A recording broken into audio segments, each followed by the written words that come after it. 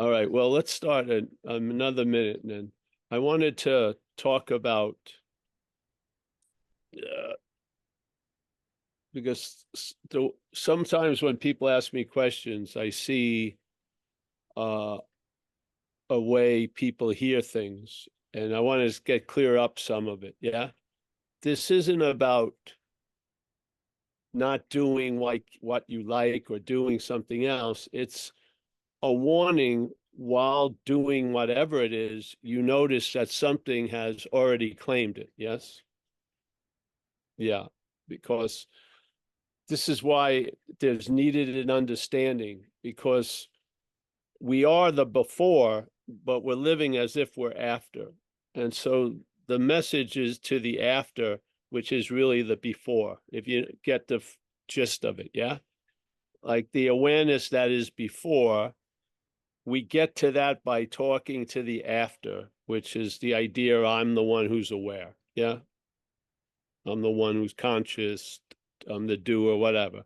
So with that non-duality understanding, there's a negation of that after, and then there's the sense of before. The after does not have that sense of before. So in the world of the after, people do certain things that they enjoy doing, like chanting or playing music. Yeah. Some people like to sit quietly in austere atmospheres. Have you ever seen? It's a beauty when you walk into a zazen, a Zen temple, and it's got the incense and the cushions are separated, and it's a very cool looking space. Yeah. Usually it's very quiet. Light comes in the windows nicely. So there's these atmospheric things that make the action figure feel better. There's nothing wrong with any of that. We just want you to take along with you wherever you go a warning about what actually happens. Yeah. When the mental realm can act like it's the before in time and space. Why do you think they used that word presupposing in that statement from Ramana Maharshi? That to me is one of the basis of the message of non-duality. The presupposing of a non-existent thing being an existent thing. Where do you believe that's happening? Yeah. I would say it's in the head, the mental activity. Yeah. So the mental activity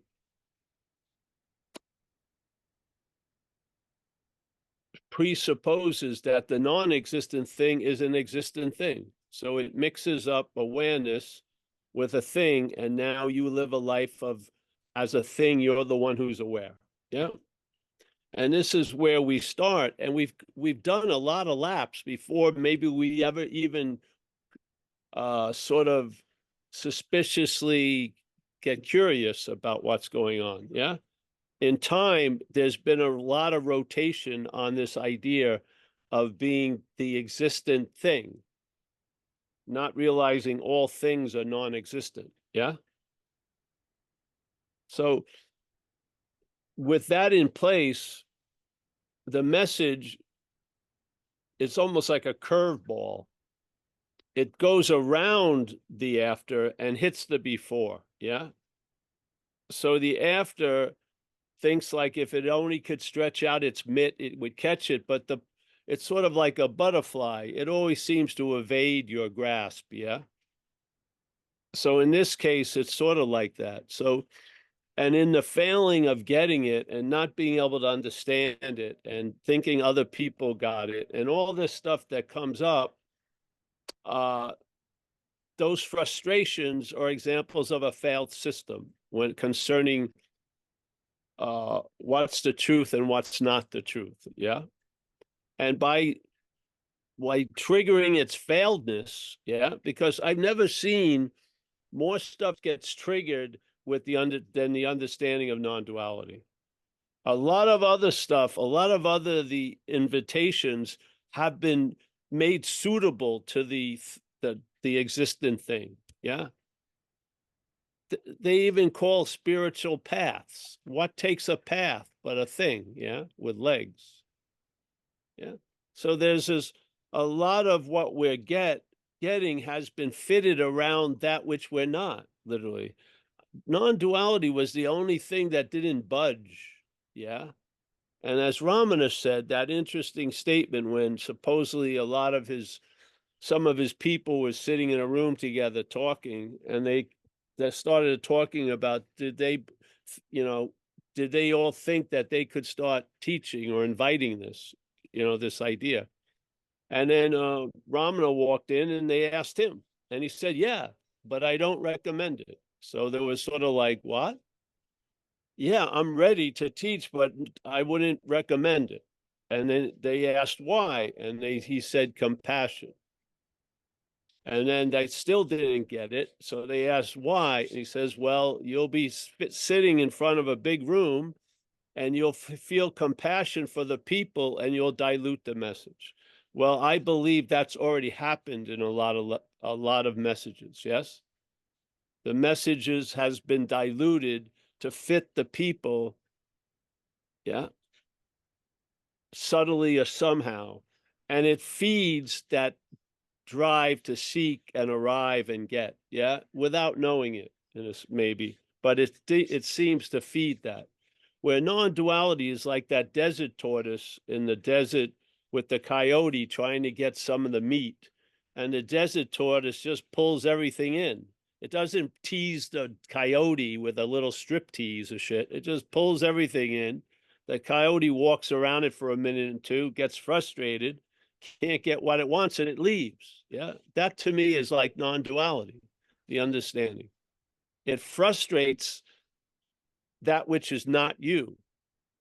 And it makes it show its hand, or the thumbs that are really sticking out get to be noticed, or somehow a lot of the misunderstandings get illuminated. Yeah. It's not like the light is even directed at it. There's just a like big spray of light, and whatever around there gets noticed. Yeah. And I haven't run into anything like it. Never have. Not that I ran into that many thousands of things, but I ran into enough things to know the similarity of the thousands of other things. Yeah. They were similar, built to fit around the idea of being the existent thing. Yeah.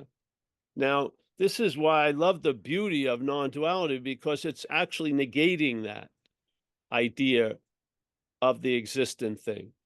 Yeah. Does it negate the non-existent thing? No, it exists. The thing is seen, the thing is doing what's going on, but what it negates is the idea that you are rooted or you are that, which you're not. Yeah. So as Jesus talked about that one time, he says, hey, you're in this world, and this world seems to be of things, yes? Seems to be of space, and then things filling in the space. Seems to be a parade of time, that the past seems to be late before, and now it's the present, and it's marching into our future. Yeah. Now, all of us have felt that and have a modicum of understanding, and he used that to bring you to the next message, which you're not of it. Yeah. So I don't imagine he wasted any time describing what you're of, because you already are of that. I would say the real point is to describe what you're not, if there seems to be an identification as what you're not. Yeah. I would say that would be a message directed in that way. I feel would be a clear directed message. Yeah. So we try to describe the describable, which is not us. We try to understand the understandable, which is not us.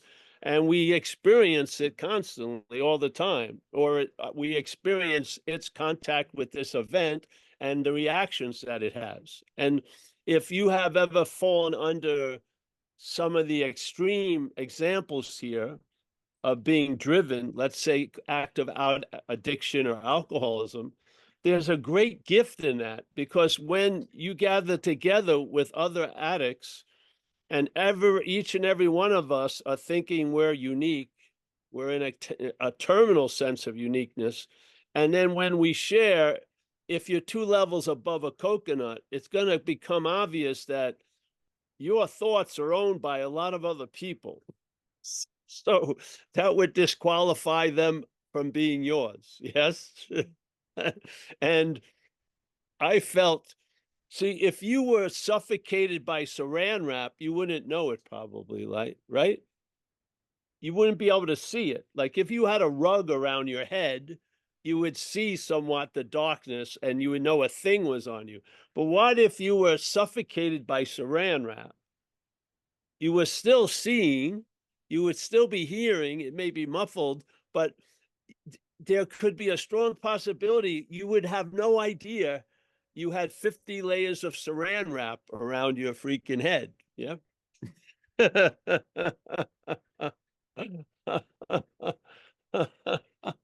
But the before would, yeah. So if you talk to the before about the after, it sees the after's condition that the after does not see. And when I talk about after, it's the the the primary point of a long-lasting, independent, separate thing. Yes. The non-existent thing has now been the only thing that's thought about incessantly. Yeah. So the non-existent thing taken to be an existent thing gets a lot of pumping of interest and attention all day to keep it somewhat afloat, really. Yeah. So people would think, why do I obsess over these weird little things? Because you're not obsessing over those things. The obsession is reinforcing the identification as a thing. Yeah. As the existent thing. So they all have their jobs, and you're not in your pay scale as the action figure is not to know much. A lot of shit's going on without us knowing it. And I hope what non-duality brings about is brings a light into some of these darker spaces. So maybe you can see something, because if you see it, you're not going to assume it's you anymore. Yeah. Without seeing it, there's a lot of assumptions. Just like our dog here, this guy brings a lot of dogs to the house next to us with has a big yard, and we have a big yard. Not seeing the dog senses it. She goes freaking crazy. Yeah. But if you would take the fence down, she wouldn't bark at all. They did this with these two dogs that were going crazy, and they could actually see themselves through the fence. It was a mesh thing. And then they opened the gate and they both said nothing. Then they closed it and they started going off again. You see, it's sort of like this. So the non-duality brings light to a lot of things or no things that are quite influential. Did you know that something inside in your head was playing God? Did you ever suspect when you woke up in the morning, told you the day was going to suck, that was playing God? I never fucking figured that out. I had been played God upon for a long time. I had no fucking idea. I thought it was me talking to me all day. Yeah. And then I realized in recovery, the first and foremost point of recovery before anything else, first is stop using for that day and stop drinking. That's the price of admission. But when you get admitted, the first thing is to quit playing God. Now, when I heard that, I thought I had to stop playing God because I was the one that was playing God. You see these misunderstandings? What are you going to feel like when you try to quit playing God and it keeps playing God? You're going to feel fucked up, powerless. Yeah. Why isn't anything that I have control over listening to me? Because we're in this blind assumption that I'm the doer of a lot of stuff I have nothing to do with. So these understandings are misunderstandings. And most shit we meet in this life do not illuminate those misunderstandings. They actually feed into them. Yes? You're always included in the retreat, where the greatest retreat is your own fucking absence. Yes? I'm going to populate a retreat. I'm going to go on a retreat. Actually, you would like to retreat from the you. Yes? And some people find that out. They've gone on to so many retreats, they realized they want to be absent at all the future retreats. it's going to be closer to the truth than going to another retreat. Yes. Beautiful, isn't it? So I feel non-duality can bring you to the quickest understanding about the misunderstandings that seem to direct us as this action figure, seem to mislead us as the action figure. And by losing interest in the object of all of this interest, which is the existent thing, and maybe entertaining that it's a non-existent thing, what's going to happen? I don't know. Why don't you find out? Check it out. Yeah. I found a lightness that I, as heaviness, could not produce. Yes. And I had no idea that the great recognition was going to be a loss of interest in something. I thought I was going to have to get my interest like a laser and get it so surgically directed and on the beam constantly that all of that reinforced the idea of what I wasn't. So when I lost interest in it, it's been the best fucking direction of all directions. Yeah. And here I am because I'm talking that it worked. Yeah. There's bona fide relief.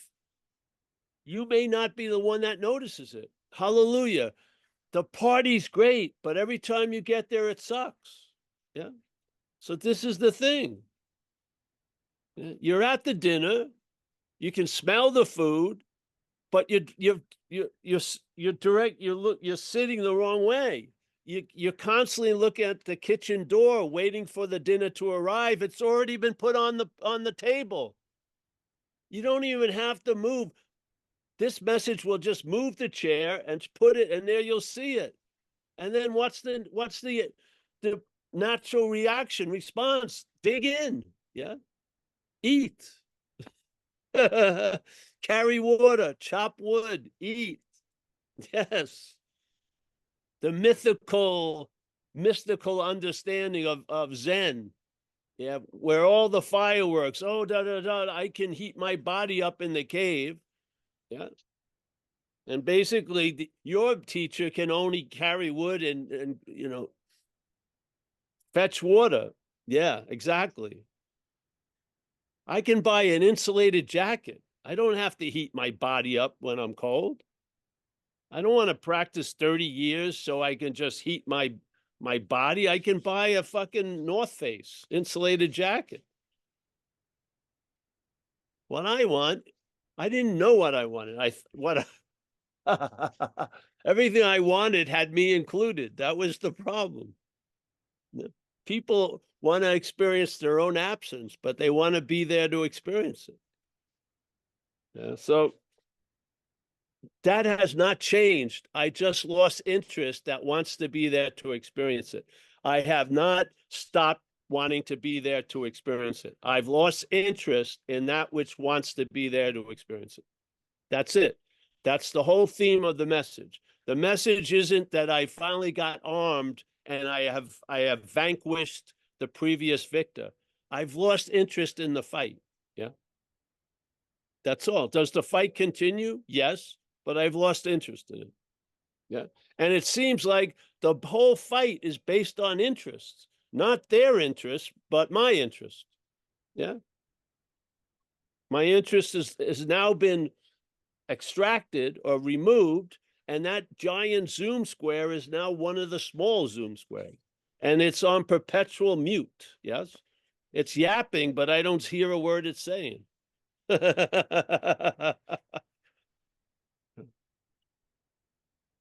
Yeah, so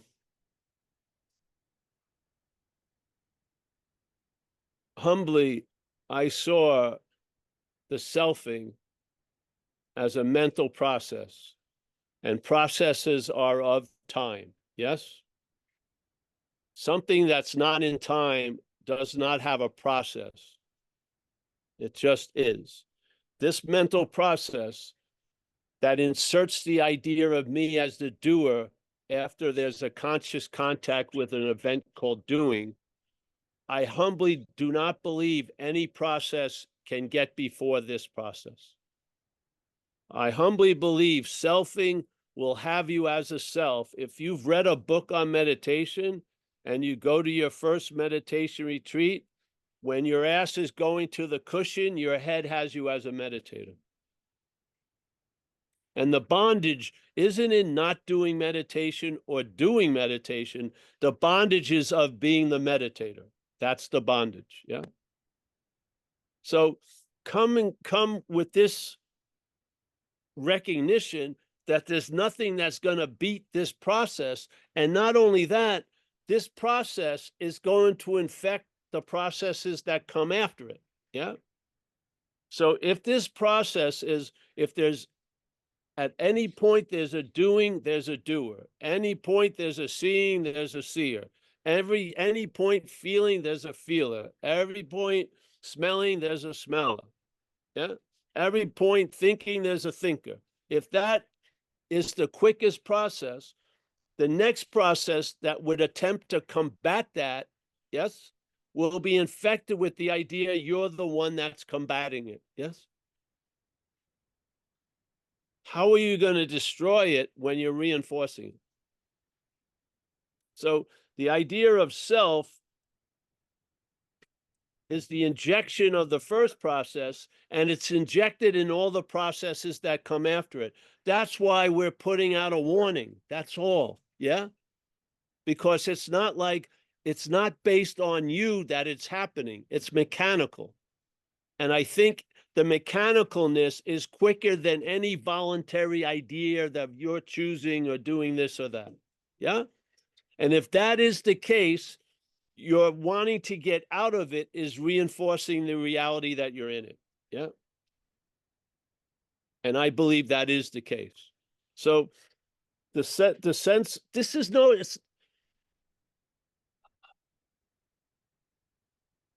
it's belief in what, see, the claiming claims an action and presents you as the actor. If there's belief that you're the actor, that's the effect of the claiming. Yeah. The claiming itself has no effect. You can see the mechanical claiming, yeah, and you won't take yourself to be the doer. Yeah. You'll see the same thing because it's the belief in the claiming. Yeah. It's the audience has yayed, yeah, has given the thumbs up, and then the movie or the play continues. And now you're the character, and then you get self-aware, and now you think you're the observer watching the character in the movie, which is a larger part of the movie, being the observer watching the character in the movie. Yeah. And it would go on infinitum, like two mirrors. We're not trying to stop that. We're seeing we're not that. That's it. Yeah. So it's actually, I love to have more of it revealed, because when more of it's revealed, it's more obvious I'm not that. Yeah. So my knowledge is not of what I am, it's of what I'm not. Because when I have knowledge of what I'm not, I get an intimacy of what I am. No matter how much knowledge I pounded into what I'm not, it was always going to be what I'm not, trying to arrive at God or whatever you want to call it. Yes. It was going to be a two-ness, and this negation of two-ness is non-duality. Yeah. There's not a place to arrive, and I'm not the one that's going to arrive. There was not a place to arrive, and I have departed, guilt and remorse for that. Yes. No. This is the relief. It's relief from that which needs to be liberated is not you. So you get relief from the need to be liberated. Yeah. And I don't know what kind of effect it will have in you. For me, it was quite disarming, because the easiest way to see you're not the seeker is when seeking stops. Yeah. Then the seeker is seen, and the emperor has no clothes. Yeah. The seeking is the constant putting on of clothes by the seeker. When the seeking stops, you'll see the emperor has no clothes. Yeah. And how's the seeking going to stop? You lose interest in it, tell you the truth, because you've realized you are never going to get it. Yeah. Yeah. Yeah. You are never going to get out of you. Hallelujah. It's above your pay scale. Fantastic. Yeah. What happens if you can't get something? You can't lose it either, which is quite good, eh? Yeah. So this has been working here. I mean, I'm sure many of us come from recovery and geez. I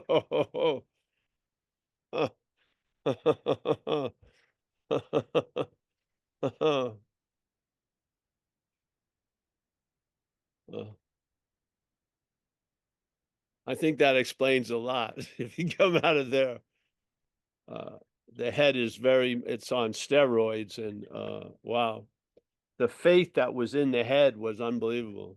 And I obviously believe if you think there's a hell, it's a subjective event. Yeah. Yeah. There's some people probably right down my street that are in a subjective hell right now. And believing that that's true, they'll do almost anything to get a minute or a 5-minute relief. Yeah.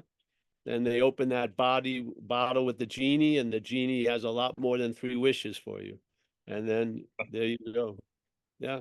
So this action figure has been reestablished in a sense of contentment and satisfaction after years of irritability, restlessness, and discontent. It has been established in a content and satisfied condition, uh, which changes basically everything else, literally. So I'm happy to be here. I hope I mean, a lot of people have talked about it, Kathleen and others, that they've learned a whole lot without knowing they were learning anything. That's sort of the beauty of satsang. This isn't, we already know. Yeah. It's learning who is it that knows and who is it that doesn't know. We already know. Yeah. That which is not a body doesn't chant it's not a body. Yeah. That which knows it's everywhere isn't trying to go anywhere. Yeah. There's not one bit of it that's not super clear. It's like a whitehead on a teenage kid's face. All the interest and attention has been stuck in this whitehead, and everything, we can't fucking pop it. Yeah, it's all about this. This is the great relief. Yeah. The interest and attention gets withdrawn, and instead of being focused and enslaved to this idea of you, it gets spread out. Yeah. And I would believe it will start enriching your day instead of being used to enslave your day. Yeah. That's an incredible contrast. So this is like the relaxed awareness, the panoramic view instead of the myopic view. Obviously, the myopic view cannot see the panoramic, but the panoramic can see the myopic. Yeah. I would say we are the panoramic, many of us looking through the myopic. With the right understanding, you'll see the myopic. Yeah. When the panoramic is looking through the myopic, it sees everything myopically. Yes. All it needs to do is question that, and then the panoramic is readily available. And then suddenly you'll see what you used to look from. Yeah. You'll see. You'll see the manufactured point. You'll see it. Yeah. And then knowledge just flows. You're not picking any up. Yeah. You're not getting it. It's just flowing. It's an activeness. Yeah. It's not a knowledge that's put in a shelf. It's a living knowledge. So the I am is broadcasting the I am that I am all day. Yeah. Yeah. We start usually, or I started at I am Paul, which was using the wattage of the I am to broadcast the story of Paul. Yeah. Now we ripped off the flag of the flagship station, and now we just got the pure radio waves. Yeah. At advertising free. Yeah. Like a public radio station. Uh, uh, all right. Well, Who's running it today? Kathleen? All right, Kathleen. Yes, if anybody has any questions or comments, you could go to the reactions tab, and in there's a raise hand feature. Wow, Or there's a reaction tab. the reactions tab, and in there's a raise hand feature, or you can just wave. Did we erase the reaction violence and anger and stuff? Well, I don't think Zoom put that in yet. Gotta wait for that to arrive. Paul, answer. I saw fireworks behind you at some point while you were talking. Did anybody else see that? I saw that. Yeah, I think it's like a Zoom thing where it recognizes gestures. Like if you put your hand up, it'll see that you're doing that and it'll create a hand. Hey, leave it Yeah, in I've here. seen that. I just never saw fireworks. I thought that Yeah, was that's a new one. pretty cool. Oh, look at Al. Okay. We have hands. Let's see. We have Floyd. Floyd would like to talk. All right, Lewis. Okay. Come on, Floyd. Yeah. Oh, Floyd. Hi, Floyd. Paul. Oh, I know Floyd, yes. Yeah. Yeah. As you said, reaction, like my question was also about reaction. They're not yours. Yeah. So I think that's the end of it. Reactions are not yours. Yeah. But I keep wondering why they come, like why I would snap at someone, That's why not I you would that's react. wondering. It's the head. The head's wondering why it's so small and doesn't really know much. Thinking it's everything. It's surprised how little it knows. So it's the head looking for some whys with some kind of that it's going to be a magic elixir. You can know you're fucked and still be getting fucked. Yeah, it doesn't work. Yeah. So I would ask, who is it that wants to know, really? Why don't you put it to good use? You have a real big feeling that you want to know, ask who it is or what it is. Yeah, because if there's a lot of assumption about it, why not ask? See what it says. Yeah? Yeah. What do you mean, Floyd? Yeah. You just shared that there's feelings about wanting to know something, and then we could try to go to all the things you may want to know, but let's just turn it the other way and ask, who is it that wants to know? Who wants to know? You could say it's me, but who or what is that me? Yeah. See how it suspends the whole story for a second? That second is an eternity, really. Yeah. You can stop this. This locomotive doesn't have an infinite amount of track. It's imaginary.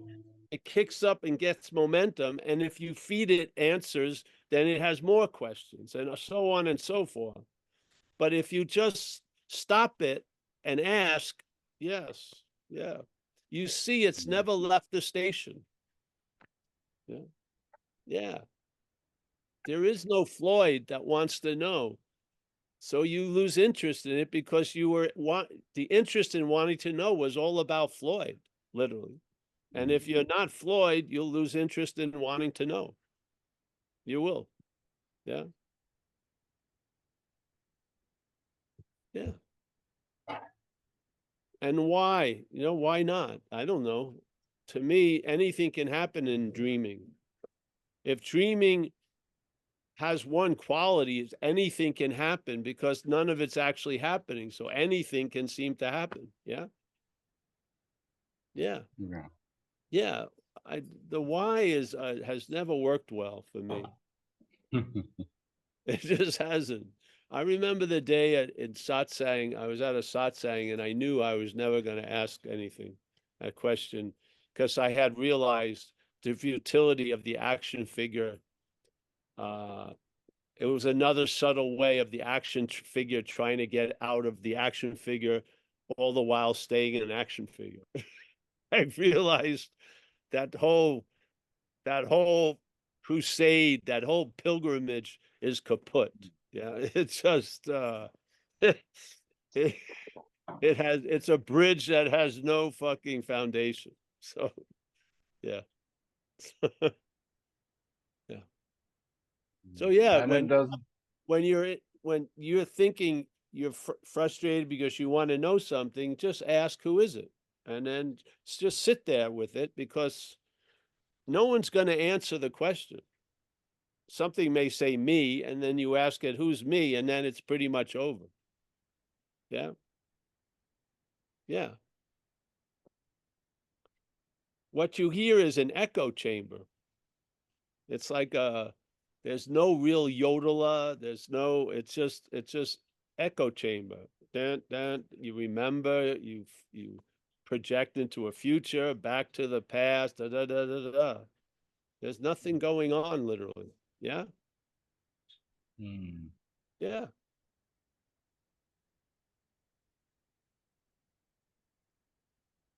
And you keep coming back, so something must be working against all odds, Floyd, eh? It is working in the sense of lightness, yeah, like what you call as lightness. Great. So definitely it is, yes. Fantastic, bro. That's great. That's the point, literally. Yeah, it's to travel lighter. Yeah. As what? What could travel? An action figure. Yeah. Yeah. Can you travel lighter as an action figure without being an action figure? Definitely. Most definitely. That's the basis of traveling lighter as an action figure, is realizing you're not an action figure. And yet they'll be traveling as an action figure. Yeah. So you'll see you're disowning the action figure doesn't stop it, because you're owning it never started. Yeah. You're not the cause of the action figure, and you're not the one that's going to put the end to the action figure. You get it? Hmm. This is a world of appearances, and one of the appearances are action figures. Yes. Hmm. And a little bit of light is moving, hidden by a screen of action figure, and it seemed to pop up very suspiciously when the action figure popped up, and it's going to pop out, and the action figure is going to be kaput. Yeah. Hmm. Yeah. So, but are you experiencing life as an action figure? Yes, you are. Are you experiencing life, and that which is experiencing life is an action figure? No. But are you experiencing life as an action figure? Yes, that's how you experience life. Yeah. Yeah. Yeah. But the thing is, obsession with the action figure does not promote a lightness in its travel. It actually does the opposite. Yeah.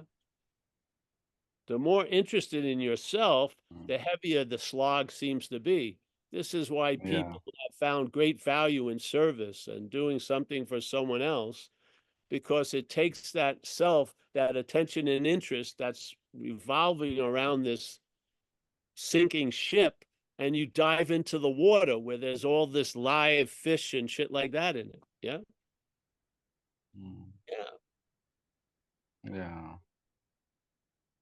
There's And I think it also generates interest in what others are doing and patterns in the world. And once you give importance to this action figure, then Hey, everything becomes very important. yes, yes. Like, but look at like people working out with muscles, gravity always wins. If they're like 90 years old, the muscles are drooping, just like someone who never lifted muscle weights. They're drooping. Yeah, there's certain things that us wanting to be the tallest, poppy in the field of poppies, we all get shrunk to size. Mm. Yeah. Find a The youth tallest is in, struck in down the first. humility of our situation, the humbleness of our situation. Do you know right here where I am, the people on the one side of me and the other side probably have never had a thought about me ever. They're not going over, they're not interested in what I'm eating or did I eat or am I going to eat? Probably no. They're consumed in their own little world and there's consumed here and consumed there. Yes? Yes. Yeah. Why do you think people strive for humility? That smallness lets the life be very large. Yeah. When the life is all full of you, it's very small. Yeah. And some people, they have some wisdom and they recognize things. Yeah. My one guy I used to know, you would say people are running after the boredom that looks exciting. You're living the excitement that looks boring. Yeah. And in a weird way, it's sort of like that. Yeah.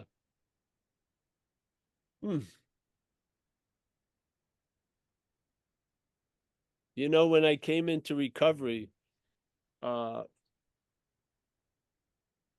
was trying to find some magical way not to get upset, anxious if a cop was behind me. And then the guy who was working with me said, just get a fucking driver's license and a rego. It's not a mystical fucking uh fucking thing. It's just get in line. Hey, render unto Caesar's what Caesar's. So get a license and a rego, and you won't be as anxious as you are when you're driving without a license, without a rego. Yes, it was a simple answer. No, I want to be anxious. I want to be free from anxiety with all the shit hitting the fan. Well, there you go. Dream on. Oh, I never thought of that. Yeah. Go to freaking DMV, get a license and a registration, and your anxiety will drop precipitously. Yeah. Oh. Yeah. Mm. This is an invitation, Floyd. You just told me it's working. I'm very happy about it. Yeah. The action figure has a very, very difficult time as the action figure to travel lighter. But it doesn't have a very difficult time expressing lightness as an action figure. Yeah. But being given the responsibility to travel lighter, it's going to fuck it up. But when it's relieved of all that, it can express lightness pretty well. It can. Yeah. Yeah. So it was obvious to me the action figure could not get the conditions that it truly wanted, that its condition was agitated and chaotic because of the king of the system, which was the head. Yeah. So by admitting I was outmatched and sort of surrendering and saying, no mas, something shifted, something started to work. I got healthier, all this shit started to happen. And I had less interest in it happening than ever, more than ever. Yeah. I had no interest in it happening, and it started to happen. And it was basically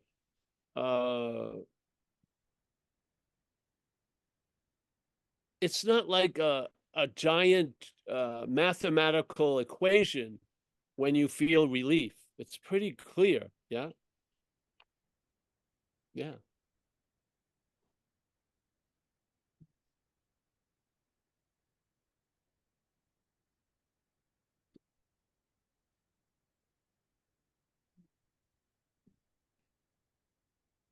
Hmm.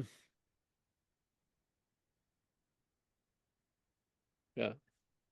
All right, Floyd. Thank you. Yeah. Thanks, Paul. Yeah. Yes.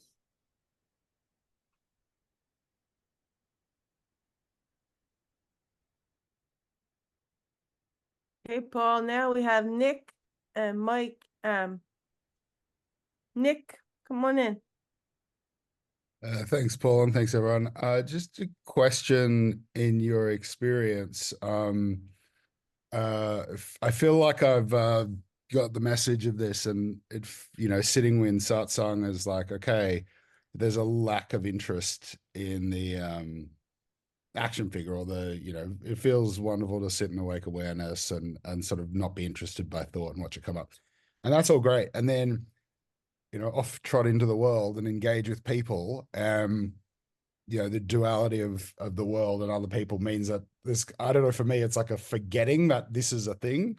And so then I'll come back and either sit here or sit in, to meditate or listen to something. And when listening to the message, it seems relatively easy to stay uninterested in the action figure, as you call it. But, being mindful of that process, that the mechanism of the self taking over and over. I'm just wondering if you've got any experience with that, or like thoughts about, because there's like a seeking perfection of like sitting in that awake awareness You'll lose all the interest time. in that. You'll lose interest in that also. Okay. You will. And the idea that self has come back again, that report's only coming from the selfing. That's not a true report. Yeah. When it shows up, it says it's already been here. It's just, you start just sitting where you're sitting, you're going to see how the world goes round. Yeah. Because you won't be going around, and more will be revealed. Yeah. Yeah. And you'll see, if you ever look at this idea of a you, you're very rarely becoming a you. You're already always presented, you already are a you, you see? So the selfing uses time to be very convincing. So most people are not questioning, are they in a thing called self? They wanting to get out of it. Yeah. This is like the historical magic trick of the selfing.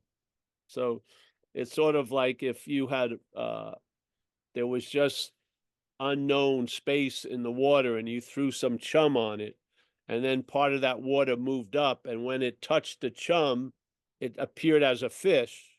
Yeah. So the bait makes the fish be a fish, but then when it feels like a fish, it feels like a historical fish, that it's always been a fish. Yeah.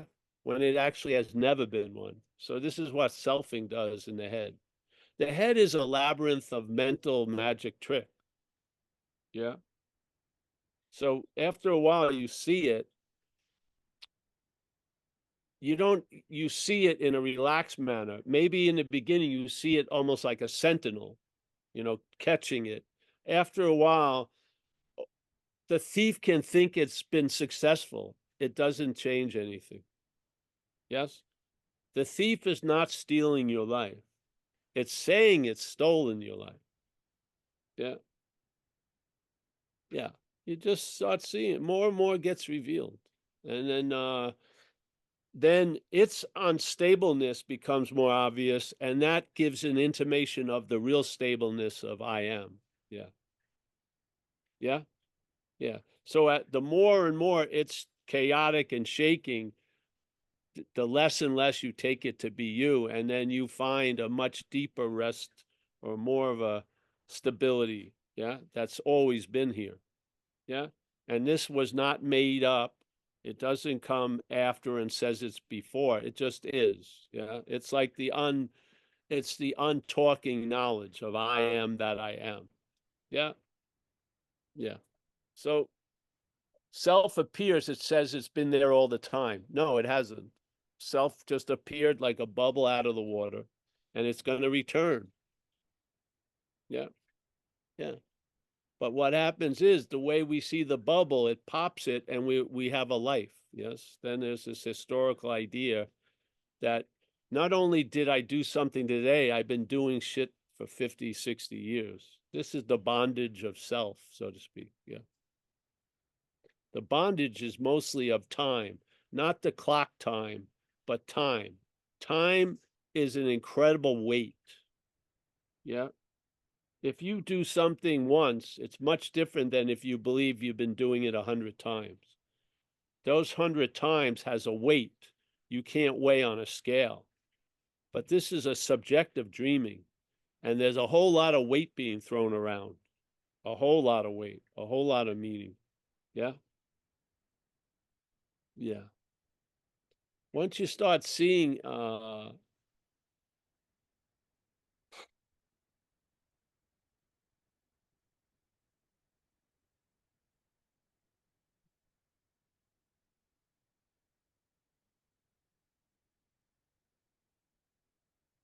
you see it, and then there's it has finite traits. Yeah.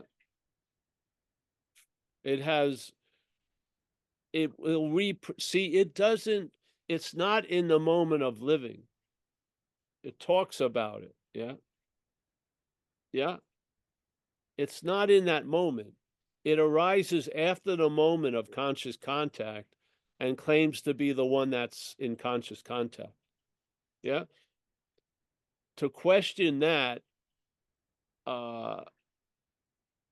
the whole house of cards will start getting shaky. Yeah. If you question it after it has some momentum as being you, you're going to be caught in a desire not to be you. And that's another aspect of it. Yeah. You, not you. And this is the negation of both those. You lose interest in it and being a better not it. Yeah. There's just a loss of interest. Yeah. Thanks, Paul. Yeah. And I feel just satsang is powerful. Doing nothing in satsang gets a lot fucking done. Satsang is incredible. I've had going to satsang has revolutionary seeds of understanding were inserted with me just sitting there. Yeah. And then they just popped and grew for months after. Yeah. So I'm over these years, this is the only thing I do actually attend to satsang. You know what I mean? Do as something, regimented to get me somewhere. Yeah. So, and because of the seed assignments or questions or shares from here, something takes me around another corner or a curve and shows me more, which is cool. More about what we're not. Yeah. Because when I get a hit of what I'm not, I get an intimation of what I am. It's like a zinger. Yeah. It's almost like a reverse zinger. Yeah. I see something like, wow. And then it gets, yeah. It's pretty cool. So I'm learning a whole lot. I'm not learning, I'm finding out or feeling a whole lot about learning about what I'm not. Yeah. I feel a whole lot of what I call what I am by learning about what I'm not. That has been the direction of negation is definitely the established entertaining of this idea. Yeah. It brought me to the complete being convinced that that sense of you is going to be with you in every moment of time. Yeah. But before time is really what we are truly are. And there's no self or even an absence of self. It was just never. Yeah. Yeah. And when you get a hit of that, it may tell you it's always been this way.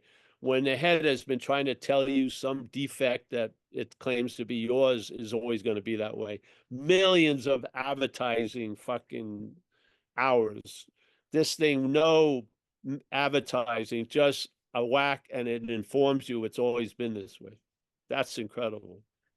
Yeah. Yeah.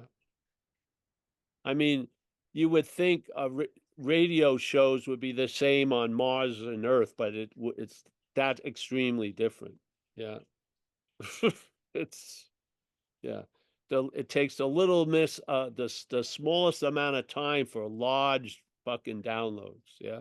This has nothing to do with time. It's like if you look at dreaming at night, let's say you're dreaming last night, you dreamt of a Slurpee you drank. Yeah. So 5 seconds of drinking a Slurpee. And then you had your awakening, which is the morning, and you woke up. Yeah. The next night, you have a 300-year epic of you, first of all, the illusion of incarnating, but the double illusion of reincarnating. So tons of reincarnations of you for 300 years. How long did it take to wake up in the morning? So 5 seconds, you wake up like that. 300 years, you wake up like that. It has nothing fucking to do with time at all. Time has a lot to do with time here in this event. It doesn't have any effect anywhere fucking else. Yeah. Watch it. Watch. You got an example of the awake dream, the one at night. See, the awake dream doesn't have a built-in morning. The night dream does. If you didn't wake up in the morning, you would still probably be believing what was happening was real. Yeah, just like the awake dream. It does. Yeah. And the night dream would have been so revelatory, but it got neutered by the awake dream. Yeah, it did. The awake dream uses the night dream. It's sort of like Dracula pointing out the night dream is a vampire. So everyone kills the night dream. Oh, that ain't real. That ain't real. And then the awake dream gets a reality. Seriously. Yeah.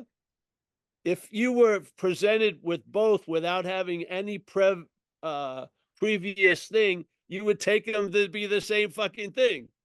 Except like more production and more time in this without a built-in morning. Yeah. So what satsang can be is like a built-in morning. You can wake up to the fact that you're awake instead of waking up to the fact the dream wasn't real that night. You can wake up to the fact no matter how much you're dreaming, you're still awake. Yeah. The awakeness is not based on what you think your condition is. You can seemingly be awake to being awake, doesn't change the fact that you're awake. You can seemingly be asleep to being awake, does not change the fact of being awake. This is what happens with non-duality, I feel. Facts are facts are facts are facts. Yes? Yes. And the fact is, as Ramana said, being ourselves reality. What? Yeah. I'm much more comfortable becoming reality. Yes, of course. Or I'm more remorseful because I once was reality and I fucked up and I lost the thing. But being reality scares the hell out of the head. What the hell am I going to do for the rest of the night? Yeah. But if you say, you want to sign up for 50 years of a process of becoming reality, you'd probably sign up. But being reality, no fucking way.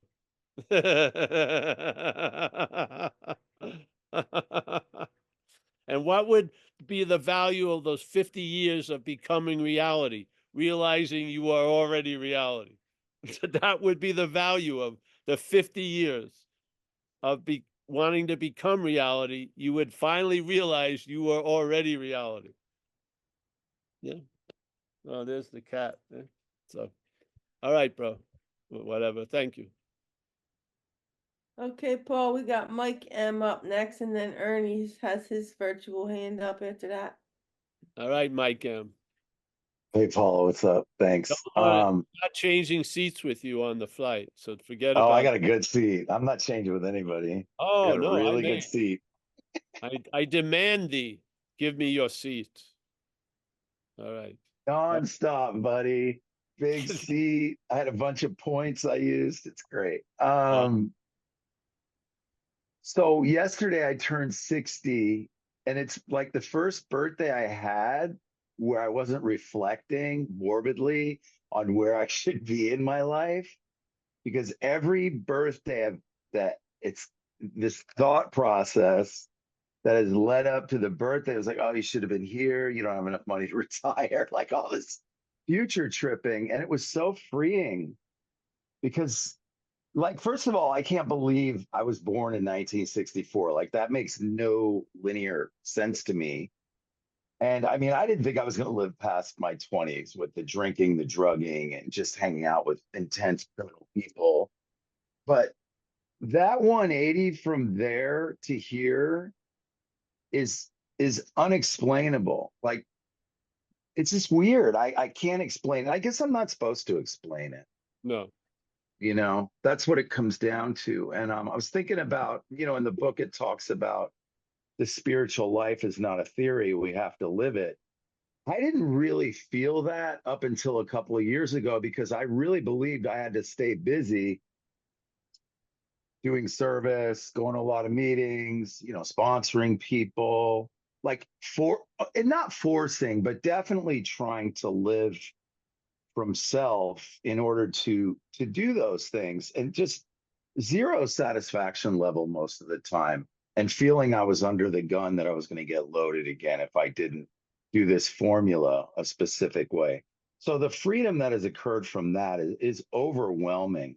And I love what Kathleen said, and I'm still thinking about it. I don't even know I'm learning until I see something happen and I'm like, wow, there was a different reaction to that. Like the age thing, it just didn't fuck with me at all. Like, I don't know, stupid shit. Like when I go and work out up here, I always have to bring AirPods because I can't stand the music they play. And I walk into the gym and I'm like, oh, I forgot my AirPods. It's just weird, you guys. It's little bullshit, I know, but I was totally free from the idea that I had to have the AirPods in order to enjoy my workout. That's a first. That's the weirdest shit. It's the little stuff because it's that like really loud techno drum and bass shit or whatever. But I didn't even, I don't know. I wasn't hearing it. Like I'm not hearing this as much anymore. Yeah. So Yeah. it's very miraculous, this thing, man. And I don't know, like I said, it's inexplicable, and there's a part, well, that part that tells me I should be more concerned about things. Like, wow, you're kind of, you should be more concerned about this tax bill Yeah. that's not even due yet. Yeah. You should be, that guy kind of punked you out the way he did this or the way they drove. And there's an immediate loss of interest in defending some bullshit thing that was probably a delusion in my mind anyway, that it ever happened. So there's definitely a knowing that, I don't know, it says in the book, and I really believe it. I don't just quote this fucking book. It says certain things. I do believe I'm safe and protected by self. Like, I really believe there's a knowing now that it's like, everything's okay, guys. Just calm the fuck down. And that's freedom, man. That's crazy, you guys. Years in and out for 30 years of smoking crack, all of this running with guns and burglarizing drug dealers. This goes on and on. And to be here, well, sober is a whole other miraculous thing, but to not have any thought about it, and not be riddled with the obsession, but just to be brought to this place where there's like a sense of peace and serenity is the magic of this spiritual experience, and continuing to see who I'm not, right? Is that why we're here, I guess? Yes. So thanks again, dude. It's getting dark out there in your little Yeah, backyard. I can We may see. need a spotlight on you. He gets, yeah, I wasn't expecting it to go this long. No. I think we have a light. Yeah, a little bit. Well, thank you, bro. And remember, that which is talking to you isn't you. Yeah. Doesn't it sound like it's talking to someone? Yeah. Doesn't it seem to attempt to convince you of something? Yeah. This is what you're not. Something is talking to you and it's used to you taking it to be you. Now you're not. Yeah. And now when it says go left, you don't go left, and it's getting a little worried. Yeah. It gets a little concerned. And then Suddenly you'll realize you moved out months ago.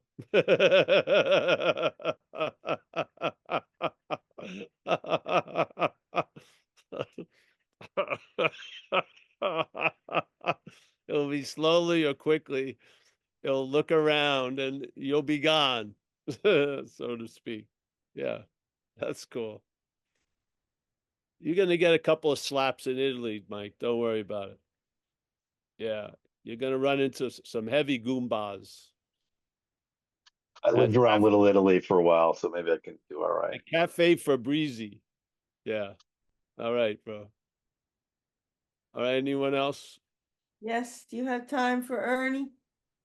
I always have time for Ernie. Thank you, Yeah. thank you, Paul, and hi everyone. The when you said earlier that ask who is just asking, that right there is when you say that, it's just like that right there is when there's a split moment. It's like that's the infinity right there. When you said you were asking question of, oh, you're answering the first question, like who is just asking, because that can be applied to everyone. Like Nick is asking, when at the moment I go out, and it's still the same thing. So who is this that's asking? And right there, that very moment when there's this small millisecond, as you said, is infinity, that Yeah. if you just allow it to land it on you.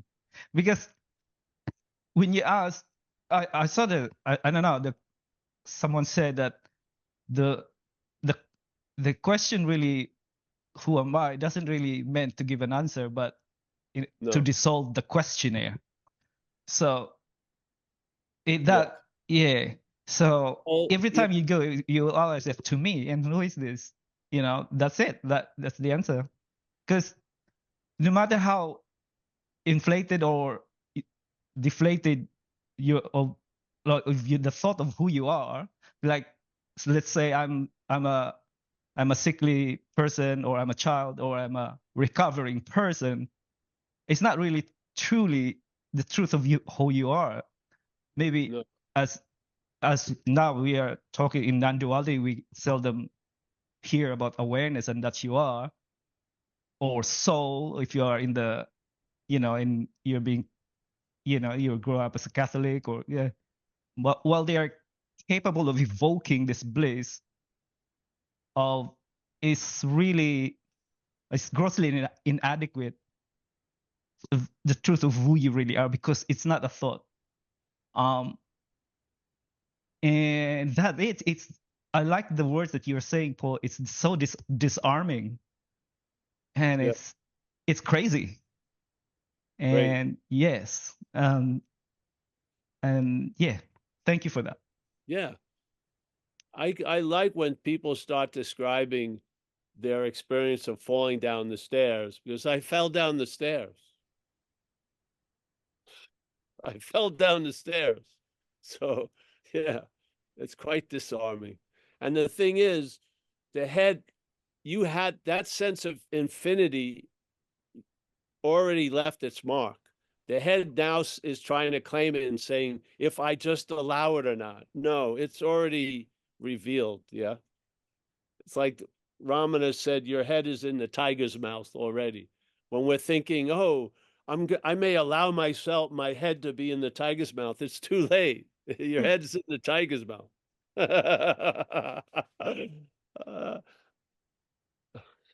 The self is trying to send you a letter to tell you to move, and you've already moved. You already left the house. It's stuck with the rent.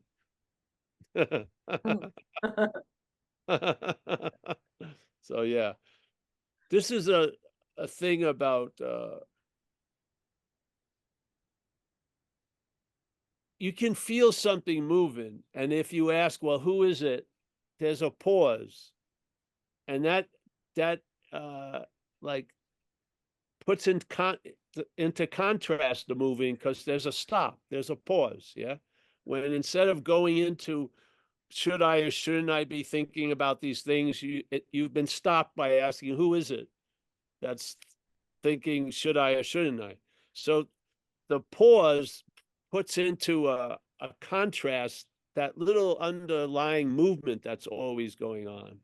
the chaoticness, the agitation of the mental activity. The mental activity's agitated. The mental activity is in a movement of wanting to become and unbecome all the time. It wants to become things it says it's not, and it wants to unbecome things it says it is. And it's constantly going, becoming, unbecoming, becoming, unbecoming.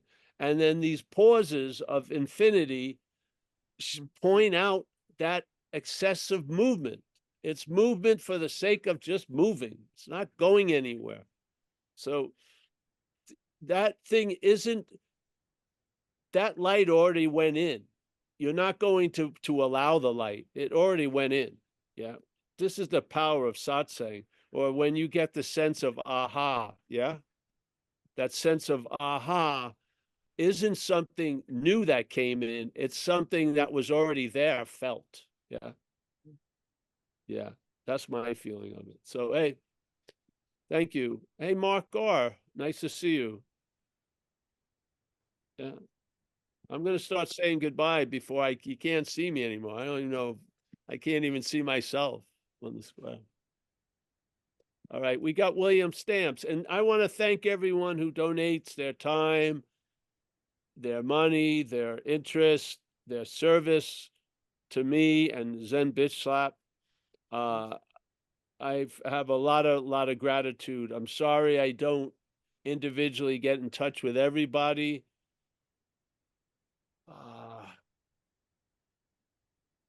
I feel like this platform's a better way to broadcast. Yeah, obviously I have a lot of gratitude. My house painting career was coming to an end where I had to start specializing in baseboards. I couldn't, my knees were shot, so I could only work 4 feet and below. It was very hard to get those jobs. And then I had, like Mike was talking about, I had faith that something would take care of me. And it has, and it does. Yeah. And I've always been the one after I got sober, not wait for a stair to appear, but to put my foot out, and then the stair appears. Yes. Yeah. And it's just worked, and it seems to be in the habit of working. Why screw with it? Yes. So I never planned on a trip. I always bought the ticket first, and then the trip would happen. If I keep planning the trip, I never get to go on the trip. I never buy the plane flight. Now I just buy the plane ticket and I go on the trip. You find that things work in certain ways, and you just, there you go. So yeah, I'm going to start saying good. So William, thank you for your. Excuse me, Paul. Yeah. Is this the last Wednesday night we'll have This is satsang the for a last while? Wednesday night for a couple of weeks. It's on the website, I think. It should be on the event page. Yeah, because it would be like 6 in the morning in Italy. So I'm sure Amelia would love me to be doing a Zoom at 6 or 5 in the morning. So no, but we're gonna have no Wednesday nights for the next 3 weeks. We're gonna have Saturdays. We have Tuesdays and Thursday mornings, except for this Tuesday and Wednesday, because we'll be in the air traveling. But after that, the next few weeks, Tuesday and Thursday, no Tuesday afternoon meeting, because they again would be too late for America. Yeah. But for America, it'd be too late for us in Italy. Yeah. So yeah.